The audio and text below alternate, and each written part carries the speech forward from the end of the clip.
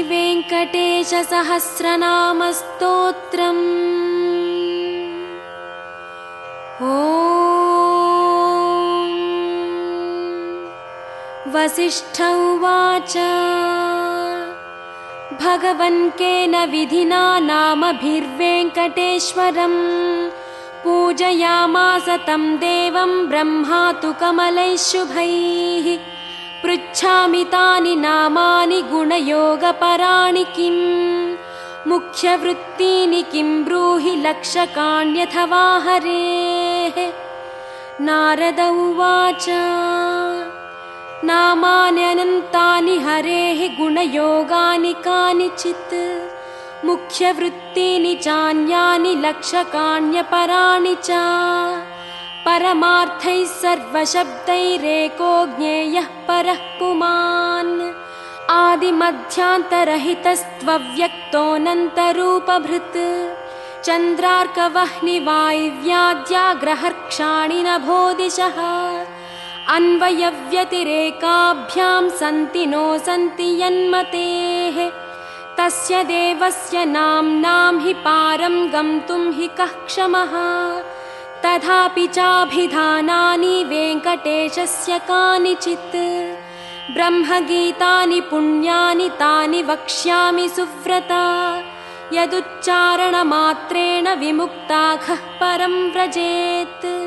वेङ्कटेशस्य नाम्नां हि सहस्रस्य ऋषिर्विधिः छन्दोऽनुष्टुप्तथा देवः श्रीवत्साङ्को रमापतिः। बीजभूतस्तथोऽङ्कारो ह्रीं क्लीं शक्तिश्च कीलकम्। ॐ नमो वेङ्कटेशायेत्यादिर्मन्त्रोऽत्र कथ्यते। ब्रह्माण्डगर्भः कवचमस्त्रं चक्रगदाधरः विनियोगोऽभीष्टसिद्धौ हृदयं सामगायनः। ध्यानम् भास्वच्चन्द्रमसौ यदीयनयने भार्या यदीया रमा यस्माद्विश्वसृडप्यभूद्यमिकुलं यद्ध्यानयुक्तं सदा। नाथो यो जगतां नगेन्द्रदुहितुर्नाथोऽपि यद्भक्तिमान् तातो यो मदनस्य यो दुरितः तं वेङ्कटेशं भजे।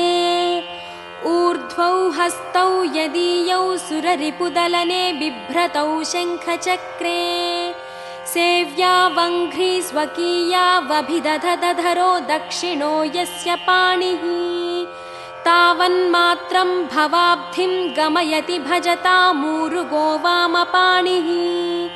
श्रीवत्साङ्कश्च लक्ष्मीर्यदुरसि लसतत्स्थं भजे वेङ्कटेशम्। इति ध्यायन् वेङ्कटेशं श्रीवत्साङ्कं रमापतिं। वेङ्कटेशो विरूपाक्ष इत्यारभ्य जपेत्क्रमात्। वेङ्कटेशो विरूपाक्षो विश्वेशो विश्वभावनः। विश्वसृड्विश्वसंहर्ता विश्वप्राणो विराट्वपुः। शेषाद्रिनिलयो शेषभक्तदुःखप्रणाशनः। शेषस्तुत्यः शेषशायी विशेषज्ञो विभुस्वभूः। विष्णुर्जिष्णुश्च वर्धिष्णुरुत्सहिष्णुः सहिष्णुकः। भ्राजिष्णुश्च ग्रसिष्णुश्च वर्तिष्णुश्च भरिष्णुकः। कालयन्ता कालगोप्ता कालः कालान्तकोऽखिलः। कालगम्यः कालकण्ठवन्द्यः कालकलेश्वरः। शम्भुस्वयम्भूरम्भो जनाभिस्तम्भितवारिधिः। अम्भोधिनन्दिनी जानिः शोणाम्भोजपदप्रभः। कम्बुग्रीवः शम्बरारिरूपः शम्बरजेक्षणः। बिम्बाधरो बिम्बरूपी प्रतिबिम्बक्रियातिगः। गुणवान् गुणगम्यश्च गुणातीतो गुणप्रियः। दुर्गुणध्वंसकृत् सर्वसुगुणो गुणभासकः। परेशः परमात्मा च परं ज्योतिः परागतिः। परं पदं वियद्वासाः पारम्पर्यशुभप्रदः। ब्रह्माण्डगर्भो ब्रह्मण्यो ब्रह्मसृड्ब्रह्मबोधितः। ब्रह्मस्तुत्यो ब्रह्मवादी ब्रह्मचर्यपरायणः सत्यव्रतार्थसन्तुष्टः सत्यरूपी च शाङ्गवान् सोमकप्राणहारी च नीताम्नायोऽब्धिसञ्चरः देवासुरवरस्तुत्यः पतन्मन्दरधारकः धन्वन्तरिः कच्छपाङ्गः पयोनिधिविमन्थकः अमरामृतसन्धाता धृतसम्मोहिनी वपुः हरमोहकमायावी रक्षः सन्दोहभञ्जनः हिरण्याक्षविदारी च यज्ञो यज्ञविभावनः यज्ञीयोर्वी समुद्धर्ता लीलाक्रोडः प्रतापवान् दण्डकासुरविध्वंसी वक्रदंष्ट्रः क्षमाधरः गन्धर्वशापहरणः पुण्यगन्धो विचक्षणः करालवक्त्रः सोमार्कनेत्रः षड्गुणवैभवः श्वेतघोणीघूर्णितभ्रूः घुर्घुरध्वनिविभ्रमः द्राघीयान्नीलकेशी च जाग्रदम्बुजलोचनः घृणावान् घृणिसम्मोहो महाकालाग्निदीधितिः ज्वालाकरालवदनो महोल्काकुलवीक्षणः सटानिर्भिन्नमेघौघो दंष्ट्रारुव्याप्तदिक्तटः उच्छ्वासाकृष्टभूतेशो निःश्वासत्यक्तविश्वसृट् अन्तर्भ्रमज्जगद्गर्भोऽनन्तो ब्रह्मकपालहृत् उग्रो वीरो महाविष्णुर्ज्वलनः सर्वतोमुखः नृसिंहो भीषणो भद्रो मृत्युः सनातनः सभास्तम्भोद्भवो भीमः शिरोमाली महेश्वरः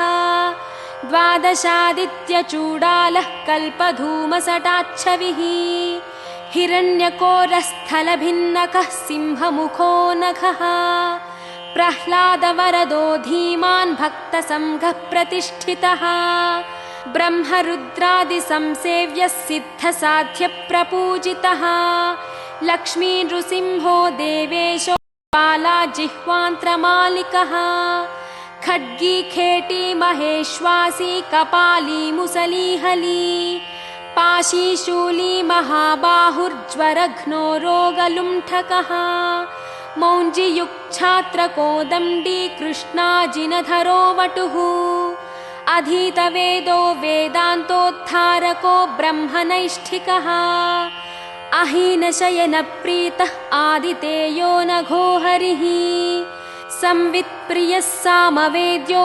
बलिवेश्मप्रतिष्ठितः बलिक्षालितपादाब्जो विन्ध्यावलिविमानितः त्रिपादभूमिस्वीकर्ता विश्वरूपप्रदर्शकः धृतत्रिविक्रमः स्वाङ्घ्रिनखभिन्नाण्डकर्परः पज्जातवाहिनीधारा पवित्रितजगत्त्रयः विधिसम्मानितः पुण्यो दैत्ययोद्धा जयोर्जितः सुरराज्यप्रदः शुक्रमदहृत्सुगतीश्वरः जामदग्न्यः कुठारी च कार्तवीर्यविदारणः रेणुकायाः शिरोहारी दुष्टक्षत्रियमर्दनः वर्चस्वी दानशीलश्च धनुष्मान् ब्रह्मवित्तमः अत्युदग्रः समग्रश्च न्यग्रोधो दुष्टनिग्रहः रघुवंशसमुद्भूतो राघवो भरताग्रजः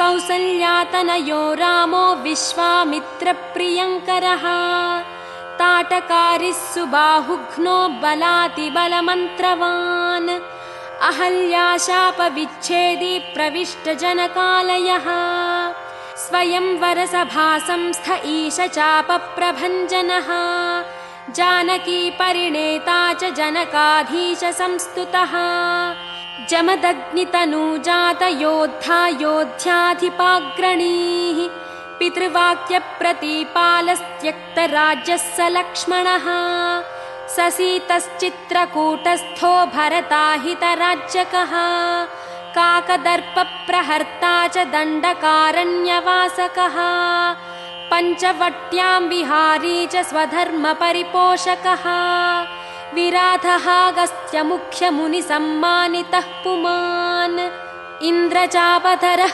खड्गधरश्चाक्षयसायकः खरान्तको दूषणारिस्त्रिशिरस्करिपुर्वृषः ततः शूर्पणखानासाच्छेत्तावल्कलधारकः जटावान् पर्णशालास्थो मारीचबलमर्दकः पक्षिरात्कृतसंवादो रवितेजा महाबलः शबर्यानीतफलभुक् हनूमत्परितोषितः सुग्रीवाभयदो दैत्यकायक्षेपणभासुरः सप्ततालसमुच्छेत्ता वालिहृत्कपि संवृतः वायुसूनुकृता सेवस्त्यक्तपम्पः कुशाननः उदन्वत्तीरगः शूरो विभीषणवरप्रदः सेतुकृद्दैत्यः प्राप्तलङ्को लङ्कारवान् स्वयम् अतिकायशिरश्छेत्ता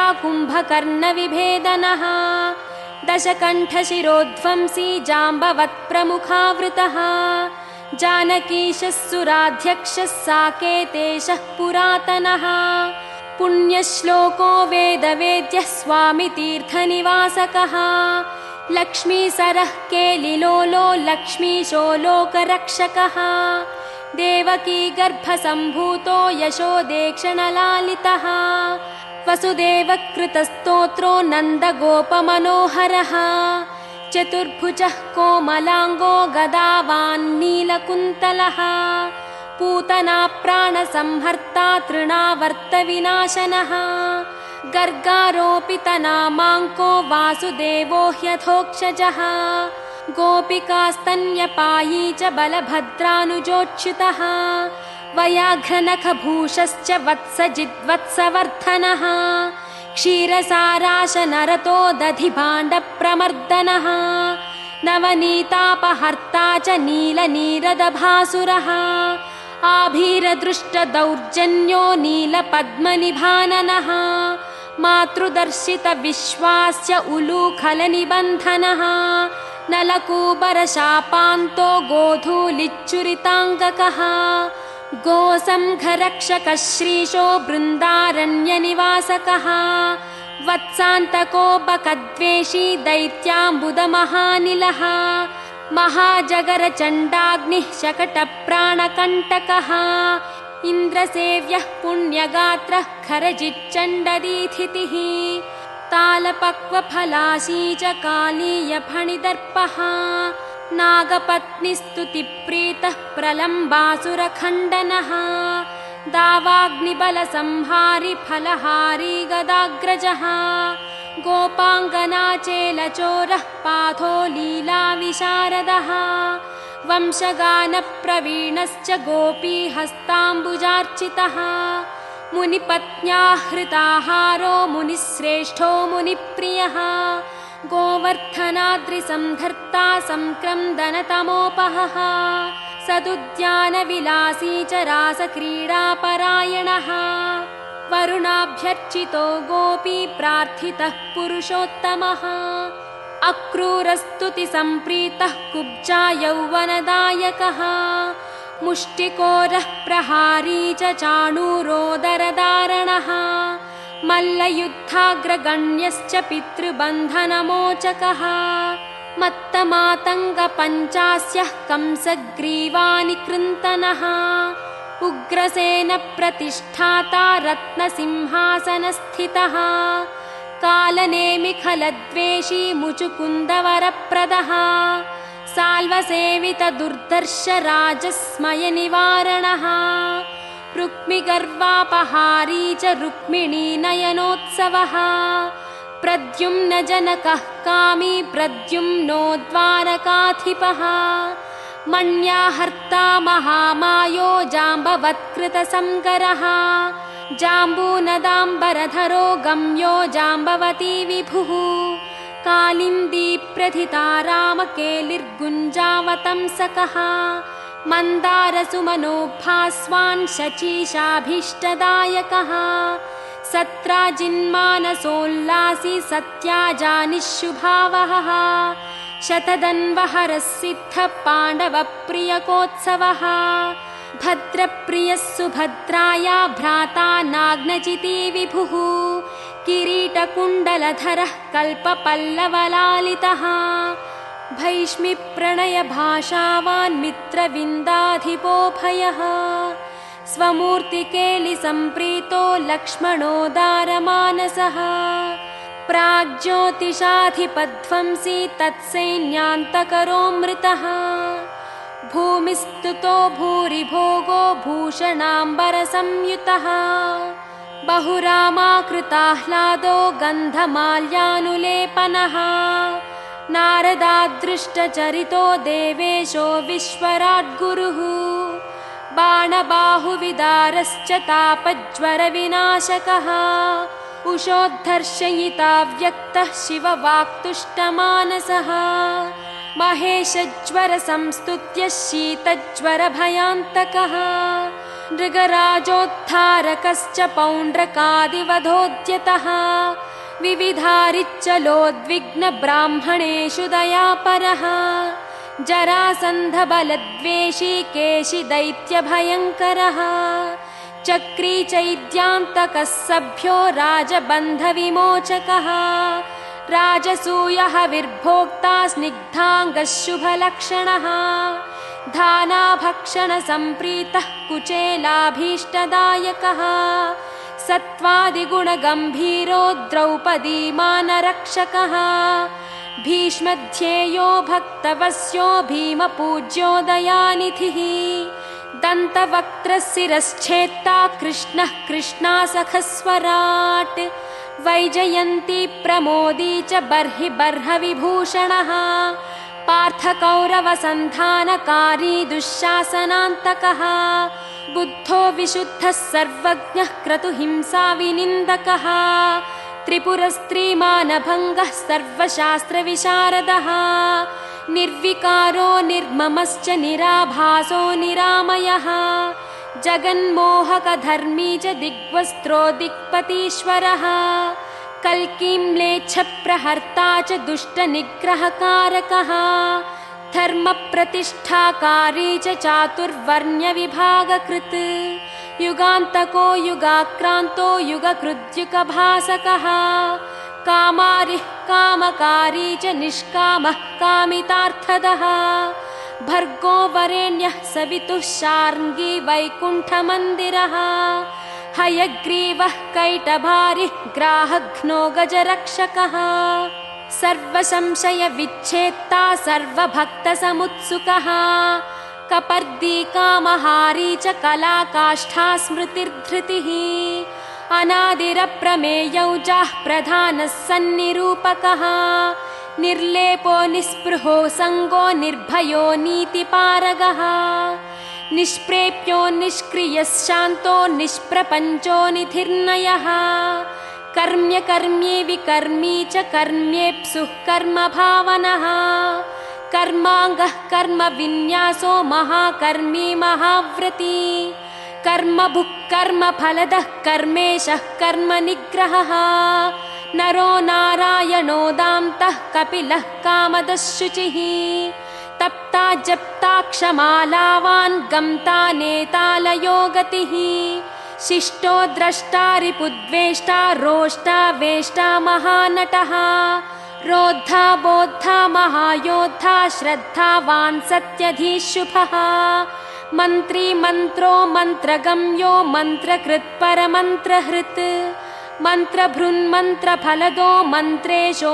मन्त्रविग्रहः मन्त्राङ्गो मन्त्रविन्यासो महामन्त्रो महाक्रमः स्थिरधीः स्थिरविज्ञानः स्थिरप्रज्ञः स्थिरासनः स्थिरयोगः स्थिराधारः स्थिरमार्गः स्थिरागमः निःश्रेयसो निरीहोऽग्निर्निरवद्यो निरञ्जनः निर्वैरो निरहङ्कारो निर्दम्भो निरसूयकः अनन्तोऽनन्तबाहुरुरनन्ताङ्घ्रिरनन्तदृक् अनन्तवक्त्रोऽनन्ताङ्गोऽनन्तरूपो ह्यनन्तकृत् ऊर्ध्वरेता ऊर्ध्वलिङ्गो ह्यूर्ध्वमूर्ध्वोर्ध्वशाखकः ऊर्ध्व ऊर्ध्वाध्वरक्षी च ह्यूर्ध्वज्वालो निराकुलः बीजं बीजप्रदो नित्यो निदानं निष्कृतिः कृती महानणीयान् गरिमा सुषमा चित्रमालिकः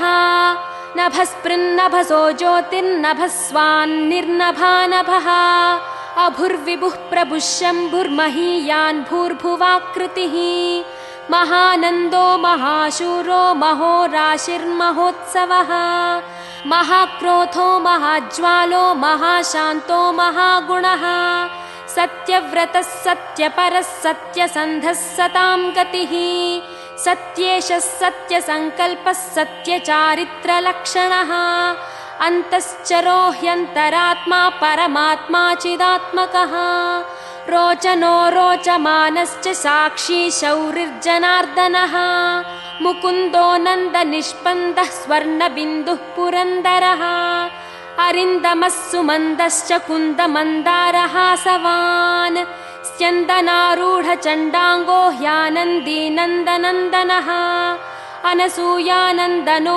त्रिनेत्रानन्दः सुनन्दवान् शङ्खवान् पङ्कजकरः कुङ्कुमाङ्को जयाङ्कुशः अम्भोजमकरन्दाढ्यो निष्पङ्को गुरुपङ्किलः इन्द्रश्चन्द्ररथश्चन्द्रोतिचन्द्रश्चन्द्रभासकः उपेन्द्र इन्द्रराजश्च वागीन्द्रश्चन्द्रलोचनः प्रत्यक्पराक्परन्धाम परमार्थः परात्परः अपारवाक्पारगामी पारावारः परावरः सहस्वानर्थदाता च सहनः साहसी जयी तेजस्वी वायुविशिखी तपस्वी तापसोत्तमः ऐश्वर्योद्भूतिकृद्भूतिरैश्वर्याङ्गकलापवान् अम्भोधिशायी भगवान् सर्वज्ञः सामपारगः महायोगी महाधीरो महाभोगी महाप्रभुः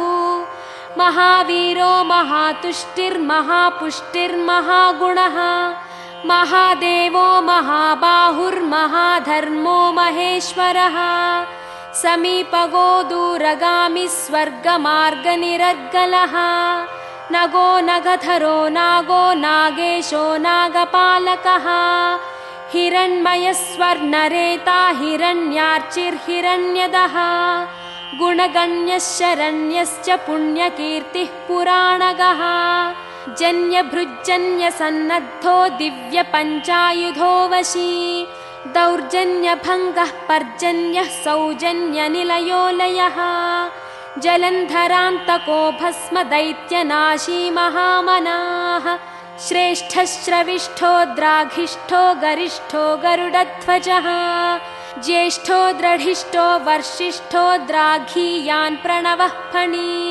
सम्प्रदायकरः स्वामी सुरेशो माधवो मथुः निर्निमेषो विधिर्वेधा बलवान् जीवनं बली स्मर्ता श्रोता विकर्ता च ध्याता नेता समो समः होता पोता महावक्ता रन्ता मन्ता खलान्तकः दाता ग्राहयिता माता नियन्तानन्तवैभवः गोप्ता गोपयिता हन्ता धर्मजागरिताथवः कर्ता क्षेत्रकरः क्षेत्रप्रदः क्षेत्रज्ञ आत्मवित् क्षेत्री क्षेत्रहरः क्षेत्रप्रियः क्षेमकरो मरुत् भक्तिप्रदो मुक्तिदायी शक्तिदो युक्तिदायकः शक्तियुग्मौक्तिकस्रग्वी सूक्तिराम्नाय सूक्तिकः धनञ्जयो धनाध्यक्षो धनिको धनदाधिपः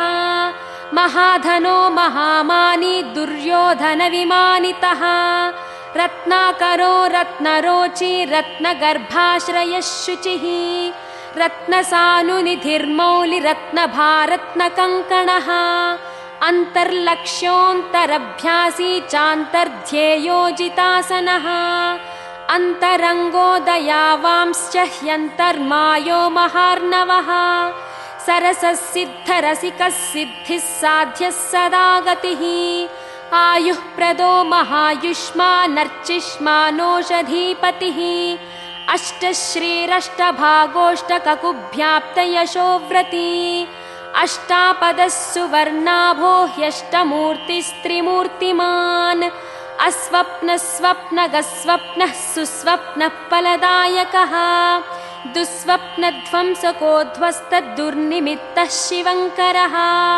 सुवर्णवर्णः सम्भाव्यो वर्णितो वर्णसम्मुखः सुवर्णमुखरीतिरशिवध्यातपदाम्बुजः दाक्षायणिवचस्तुष्टो दुर्वासो दृष्टिगोचरः अम्बरीषव्रतप्रीतो महाकृत्तिविभञ्जनः महाभिचारकध्वंसी कालसर्पभयान्तकः सुदर्शनः कालमेघश्यामः श्रीमन्त्रभावितः हेमाम्बुजसरस्नायी श्रीमनोभाविताकृतिः श्रीप्रदत्ताम्बुजस्रग्वी श्रीकेलिः श्रीनिधिर्भवः श्रीप्रदो वामनो लक्ष्मीनायकश्च चतुर्भुजः सन्तृप्तस्तर्पितस्तीर्थस्नातृसौख्यप्रदर्शकः अगस्त्यस्तुतिसंहृष्टो दर्शिताव्यक्तभावनः कपिलार्चिः कपिलवान् सुस्नाताघविपाटनः वृषाकपिः कपिस्वामी मनोऽन्तः स्थितविग्रहः वह्निप्रियोऽर्थसम्भाव्यो जनलोकविधायकः वह्निप्रभो वह्नितेजा शुभाभीष्टप्रदो यमी वारुणक्षेत्रनिलयो वरुणो वारणार्चितः वायुस्थानकृतावासो वायुगो वायुसंभृतः यमान्तकोऽभिजननो यमलोकनिवारणः यमिनामग्रगण्यश्च संयमी यमभावितः इन्द्रोद्यानसमीपस्थ इन्द्रदृग्विषयप्रभुः यक्षराट्सरसीवासो ह्यक्षय्यनिधिकोशकृत् स्वामितीर्थकृतावासः स्वामिध्येयो ह्यधोक्षजः वराहाद्यष्टतीर्थाभिसेविताङ्घ्रिसरोरुहः पाण्डुतीर्थाभिषिक्ताङ्गो युधिष्ठिरवरप्रदः भीमान्तःकरणारूढः श्वेतवाहनसख्यवान् नकुलाभयदो माद्री सह देवाभिवन्दितः कृष्णाशपथसन्धाता कुन्तीस्तुतिरतोदमी नारदादिमुनिस्तुत्यो नित्यकर्मपरायणः दर्शिताव्यक्तरूपश्च वीणानादप्रमोदितः षट्कोटितीर्थचर्यावान् देवतीर्थकृताश्रयः बिल्वामलजलस्नायी सरस्वत्यम्बुसेवितः तुम्बुरूदकसंस्पर्शजनचित्तमोपहः मत्स्यवामनकूर्मादितीर्थराजः पुराणभृत् चक्रध्येयपदाम्भोजः शङ्खपूजितपादुकः रामतीर्थविहारी च बलभद्रप्रतिष्ठितः जामदग्न्यसरस्तीर्थजलसेचनतर्पितः पापापहारिकीलालसुस्नाताघविनाशनः नभो गङ्गाभिषिक्तश्च नागतीर्थाभिषेकवान् कुमारधारातीर्थस्थो वटुवेषः सुमेखलः वृद्धस्य सुकुमारत्वप्रदः सौन्दर्यवान् सुखी प्रियं वदो महाकुक्षिरिक्ष्वाकुकुलनन्दनः नीलगोक्षीरधाराभूर्वराहाचलनायकः भरद्वाजप्रतिष्ठावान् बृहस्पतिविभावितः अञ्जनाकृतपूजावान् आञ्जनेयकरार्चितः अञ्जनाद्रिनिवासश्च मुञ्जकेशः पुरन्दरः किन्नरद्वयसम्बन्धि बन्धमोक्षप्रदायकः वैखानसमखारम्भो वृषज्ञेयो वृषाचलः वृषकायप्रभेत्ताच्च क्रीडनाचारसम्भ्रमः सौवर्चलेयविन्यस्तराज्यो नारायणप्रियः दुर्मेधो भञ्जकः प्राज्ञो ब्रह्मोत्सवमहोत्सुकः भद्रासुरशिरश्चेत्ता भद्रक्षेत्री सुभद्रवान् मृगयाक्षीणसन्नाहः शङ्खराजन्यतुष्टिदः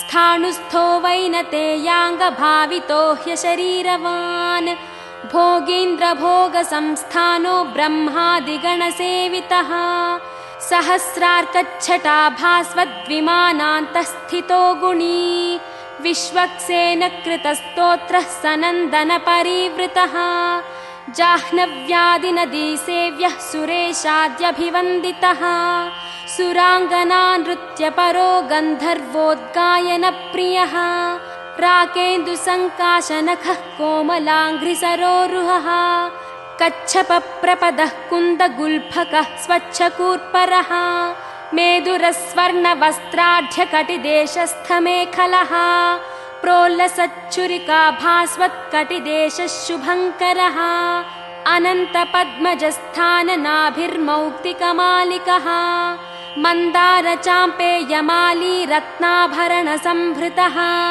लम्बयज्ञोपवीती च चन्द्रश्रीखण्डलेपवान् वरदोभयदश्चक्री शङ्खी कौस्तुभदीप्तिमान् श्रीवत्साङ्कितवक्षस्को लक्ष्मी संश्रितहृत्तटः नीलोत्पलनिभाकारः शोणाम्भोजसमाननः कोटिमन्मथलावण्यश्चन्द्रिकास्मितपूरितः सुधास्वच्छोर्ध्वपुण्ड्रश्च कस्तूरीतिलकाञ्चितः पुण्डरीकेक्षणः स्वच्छो मौलिशोभाविराजितः पद्मस्थः पद्मनाभश्च सोममण्डलगोबुधः वह्निमण्डलगः सूर्यः सूर्यमण्डलसंस्थितः श्रीपतिर्भूमिजानिश्च विमलाद्यभिसंवृतः जगत्कुटुम्बजनितारक्षकः कामितप्रदः अवस्थात्रययन्ता च विश्वतेजस्वरूपवान्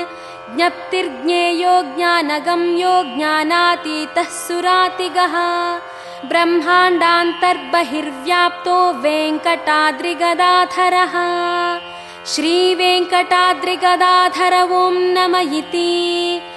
एवं श्रीवेङ्कटेशस्य कीर्तितं परमाद्भुतं नाम्नां सहस्रं संश्राव्यं पवित्रं पुण्यवर्धनं श्रवणात् सर्वदोषघ्नं रोगघ्नं मृत्युनाशनं दारिद्र्यभेदनं धर्म्यं सर्वैश्वर्यफलप्रदं कालाहिविषविच्छेदिज्वरापस्मारभञ्जनं विद्याभिलाषी विद्यावान् धनार्थी धनवान् भवेत् अनन्तकल्पजीवी स्यादायुष्कामो महायशाः पुत्रार्थी सुगुणान् पुत्रान् लभेतायुष्मतस्ततः सङ्ग्रामे शत्रुविजयी सभायां प्रतिवादिजित् दिव्यैर्नामभिरेभिस्तु तुलसीपूजनात् सकृत् वैकुण्ठवासी भगवत्सदृशो विष्णुसन्निधौ कल्हारपूजनान्मासाद्वितीय इव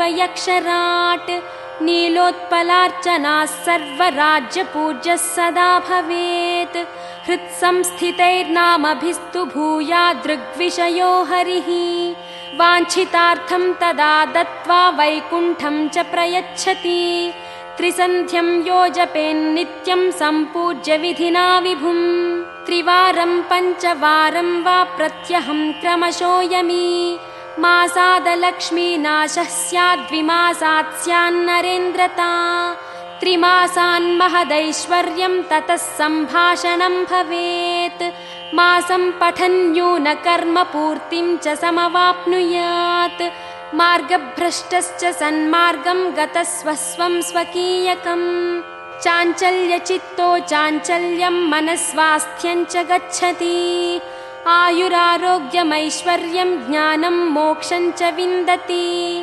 सर्वान् कामानवाप्नोति शाश्वतं च पदं तथा सत्यं सत्यं पुनः सत्यं सत्यं सत्यं न संशयः। इति श्रीब्रह्माण्डपुराणे वसिष्ठनारदसंवादे श्रीवेङ्कटाचलमाहात्म्ये श्रीवेङ्कटेशसहस्रनामस्तोत्रं समाप्तम्।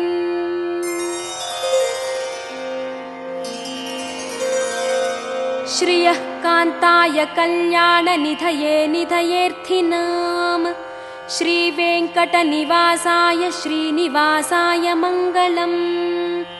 श्रीवेङ्कटाचलाधीशं श्रियाध्यासितवक्षसं श्रितचेतनमन्दारं श्रीनिवासमहं भजे।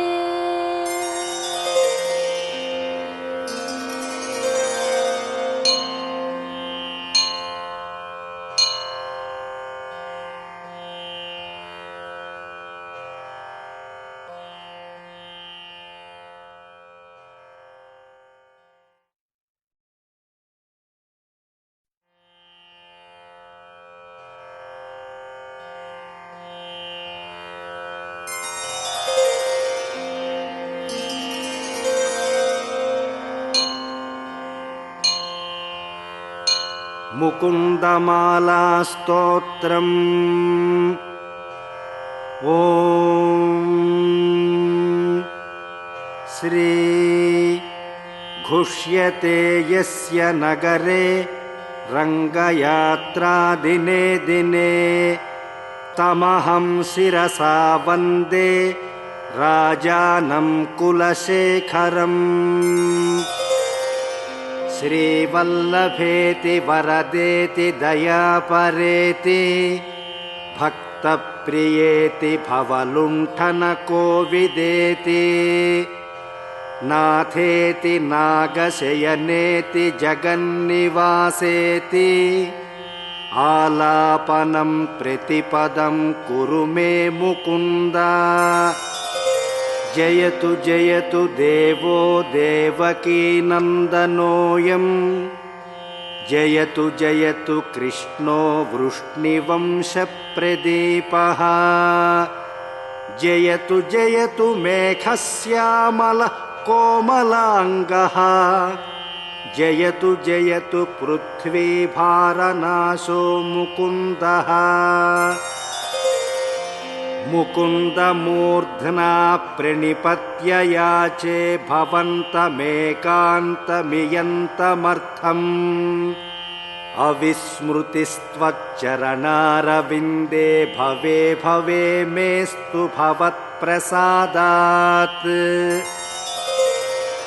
नाहं वन्दे तव चरणयोर्द्वन्द्वमद्वन्द्वहेतोः कुम्भीपाकं गुरुमपि हरे नारकं नापनेतुम्। रम्या रामा मृदुतनुलता नन्दनेनापि रन्तुम्। भावे भावे हृदय भवने भावयेयं भवन्तम्। नास्था धर्मेण वसुनिचये नैव कामोपभोगे यद्यद्भव्यं भवतु भगवन् पूर्वकर्मानुरूपम्। ये तत्प्रार्थ्यं मम बहुमतं जन्म जन्मान्तरेऽपि त्वत्पादाम्भोरुहयुगगता निश्चला भक्तिरस्तु। दिवि वा भुवि वा ममास्तु वासो नरके वा नरकान्तकप्रकामम्। अवधीरितशारदारविन्दौ चरणौ ते मरणेऽपि चिन्तयामि। कृष्ण त्वदीयपदपङ्कजपञ्जरान्तम् अद्यैव मे विशतु मानसराजहंसः। प्राणप्रयाणसमये कफवातपित्तैः कण्ठावरोधनविधौ स्मरणं कुतस्ते। चिन्तयामि हरिमेव सन्ततं मन्दमन्दहसिताननाम्बुजम्। नन्दगोपतनयं परात्परं नारदादिमुनिवृन्दवन्दितम्। करचरणसरोजे कान्तिमन्नेत्रमीने श्रममुषिभुजवीचिव्याकुले गाधमार्गे। हरिसरसि विगाह्यापीय तेजोजलौघम् भवमरुपरिखिन्नः खेदमद्य त्यजामि। सरसिजनयने सशङ्खचक्रे मुरभिदिमा विरमस्वचित्तरन्तुम्। सुखतरमपरं न जातु जाने हरिचरणस्मरणामृतेन तुल्यम्। माभिर्मन्दमनो विचिन्त्य बहुधा यामिश्चिरं यातनाः। नामेनः प्रभवन्ति पापरेपवः स्वामेननु श्रीधरः। आलस्यं व्यपनीय भक्तिसुलभं ध्यायस्व नारायणं। लोकस्य व्यसनापनोदनकरो दासस्य किं न क्षमः भवजलधिगतानां द्वन्द्ववाताहतानां सुतदुहितृकलत्रत्राणभारार्दितानां विषमविषयतो ये मज्जतामप्लवानां भवतु शरणमेको विष्णुपोतो नराणाम् भवजलधिमगाधं दुस्तरं निस्तरेयं कथमहमिति चेतो मास्मगाः कातरत्वम् सरसिजदृशि देवे तावकी भक्तिरेका नरकभिधि निषण्णा तारयिष्यत्यवश्यम् तृष्णातो ये मदनपवनोद्धूतमोहोर्मिमाले दारावर्ते तनयसहजग्राहसङ्घाकुले च संसाराख्ये महति जलधौ मज्जतां नस्त्रिधामन् पादाम्भोजे वरद भवतो भक्तिनावं प्रयच्छ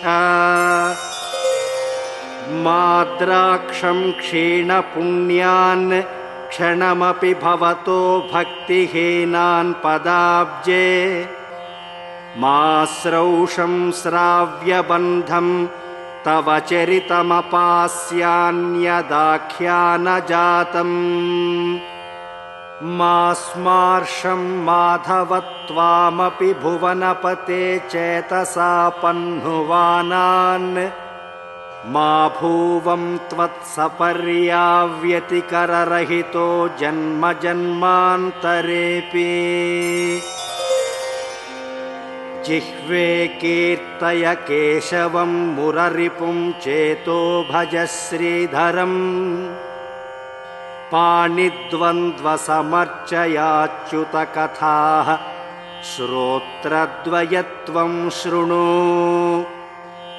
कृष्णं लोकय लोचनद्वय हरेर्गच्छाङ्घ्रियुग्मालयम् जिघ्रघ्राणमुकुन्दपादतुलसीं मूर्धन्नमाथोक्षजम्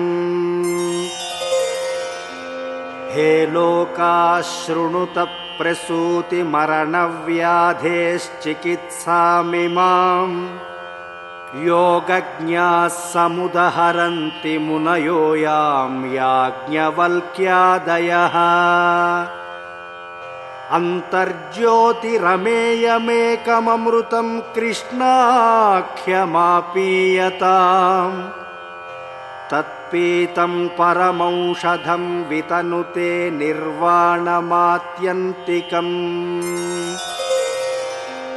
हे मर्त्याः परमं हितं शृणुतवो वक्ष्यामि संक्षेपतः संसारार्णवमापदूर्मि बहुलं सम्यक् प्रविश्य स्थिताः नानाज्ञानमपास्य चेतसि नमो नारायणायेत्यमुं मन्त्रं सप्रणवं प्रणामसहितं प्रावर्तयध्वं मुहुः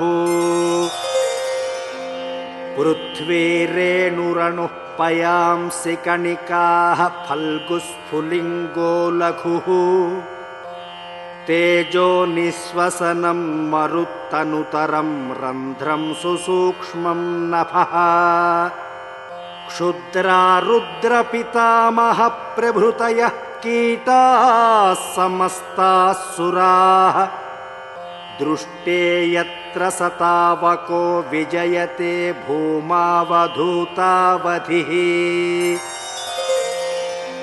बद्धेनाञ्जलिना नतेन शिरसा गात्रैः सरोमोद्गमैः कण्ठेन स्वरगद्गदेन नयनेनोद्गीर्णबाष्पाम्बुना नित्यं त्वच्चरणारविन्दयुगलध्यानामृतास्वादिनाम् अस्माकं सरसीरुहाक्ष सततं सम्पद्यतां जीवितम्।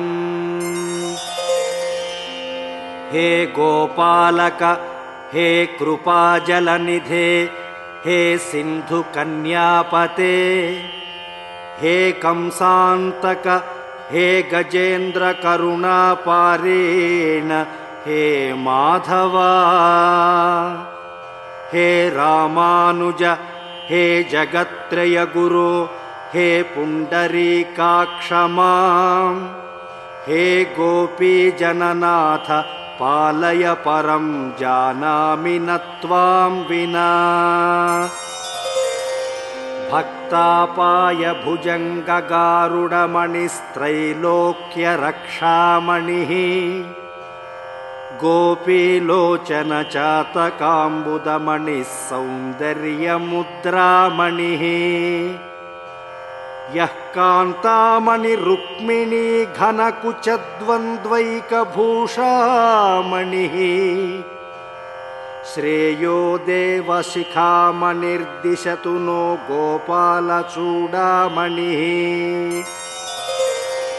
शत्रुच्छेदैकमन्त्रं सकलमुपनिषद्वाक्यसम्पूज्यमन्त्रं संसारोत्तारमन्त्रं समुपचिततमः सङ्घनिर्याणमन्त्रम् सर्वैश्वर्यैकमन्त्रं व्यसनभुजगसन्दष्टसन्त्राणमन्त्रं जिह्वे श्रीकृष्णमन्त्रं जप जप सततं जन्मसाफल्यमन्त्रम्। व्यामोहप्रशमौषधं मुनिमनोवृत्तिप्रवृत्त्यौषधम् दैत्येन्द्रार्तिकरौषधं त्रिभुवने सञ्जीवनैकौषधम् भक्त्यात्यन्तहितौषधं भवभयप्रध्वंसनैकौषधम् श्रेयः प्राप्तिकरौषधं पिब मनः श्रीकृष्णदिव्यौषधम्। आम्नायाभ्यसनान्यरण्यरुदितं वेदव्रतान्यन्वहम् मेदश्छेदफलानि पूर्तविधयः सर्वे हुतं भस्मनि तीर्थानामवगाहनानि च गजस्नानं विना यत्पदद्वन्द्वाम्भोरुहसंस्मृतिर्विजयते देवः स नारायणः। श्रीमन्नामप्रोच्य नारायणाख्यं केन प्रापुर्वाञ्छितं पापिनोऽपि हानः पूर्वं वाक्प्रवृत्ता न तस्मिन् तेन प्राप्तं गर्भवासादिदुःखम्। मज्जन्मनः फलमिदं मधुकैटभारे मत्प्रार्थनीय मदनुग्रह एष एव तद्भृत्य भृत्य परिचारक भृत्य भृत्य भृत्यस्य भृत्य इति मां स्मर लोकनाथ।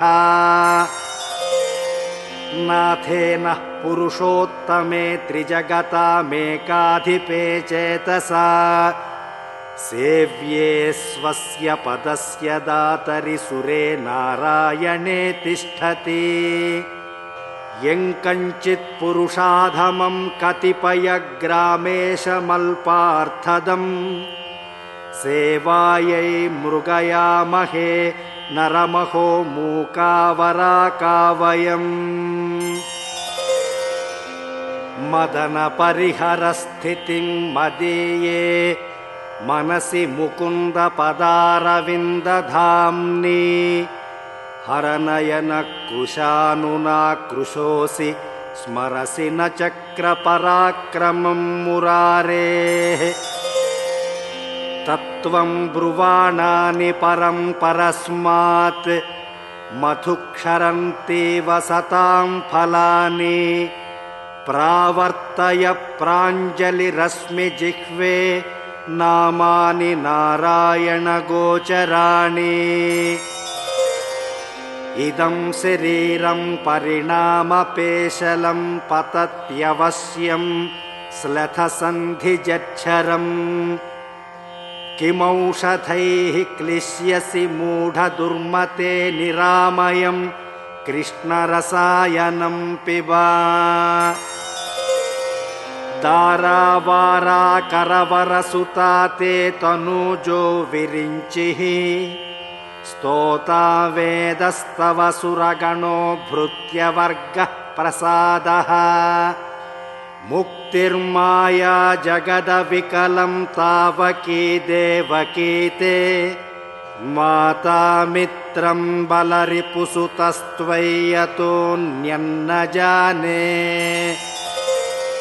कृष्णो रक्षतु नो जगत्त्रयगुरुः कृष्णं नमस्याम्यहम् कृष्णेनामरशत्रवो विनिहताः कृष्णाय तुभ्यं नमः कृष्णादेव समुत्थितं जगदिदं कृष्णस्य दासोऽस्म्यहम् कृष्णे तिष्ठति सर्वमेतदखिलं हे कृष्ण रक्षस्व माम् तत्त्वं प्रसीद भगवन् कुरु मय्यनाथे विष्णो कृपां परमकारुणिकः किल त्वम्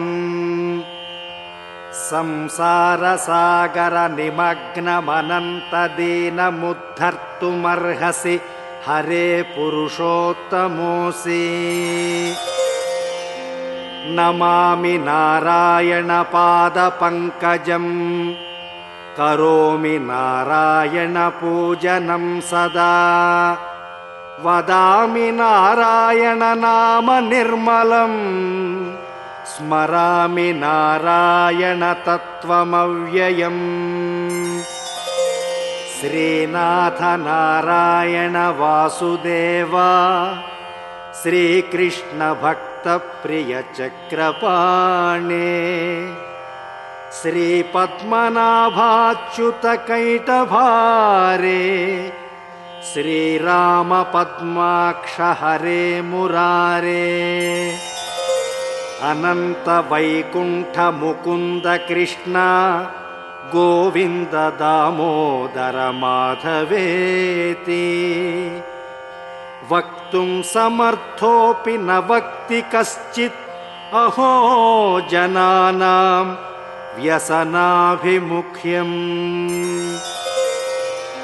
ध्यायन्ति ये विष्णुमनन्तमव्ययम् हृत्पद्ममध्ये सततं व्यवस्थितम् समाहितानां सतताभयप्रदम् ते यान्ति सिद्धिं परमां च वैष्णवीम्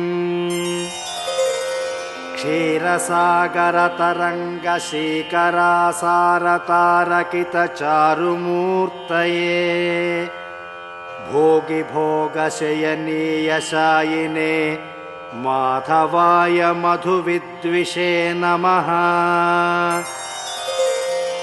यस्य प्रियौ श्रुतिधरौ कविलोकवीरौ मित्रौ द्विजन्मपदपद्मशरावभूताम् तेनाम्बुजाक्षचरणाम्बुजषट्पदेन राज्ञा कृताकृतिरियं कुलशेखरेण कुम्भे पुनर्वसौ जातं केरळे चोळपट्टणे कौस्तुभांशं धराधीशं कुलशेखरमाश्रये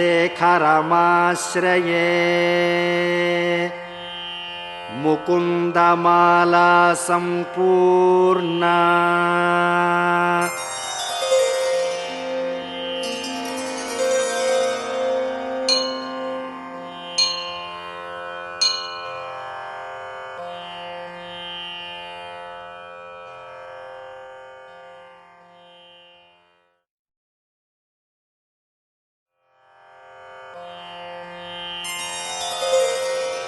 सुदर्शनमूलमन्त्रम् ॐ श्रीं ह्रीं क्लीं श्रीकृष्णाय गोविन्दाय गोपीजनवल्लभाय पराय परमपुरुषाय परमात्मने परकर्म मन्त्रयन्त्रतन्त्र औषध अस्त्रशस्त्राणि संहर संहर मृत्योर्मोचय मोचय आयुर्वर्धय वर्धय शत्रो नाशय नाशय ॐ नमो भगवते महासुदर्शनाय देस्त्रे ज्वालापरिधाय सर्वदिक्षोभणहराय हुं पट् ब्रह्मणे परं ज्योतिषे स्वाहा ॐ सुदर्शनाय विद्महे महाज्वालाय धीमहि तन्नो चक्र प्रचोदयात् श्रीचक्रराजाय मङ्गलम्।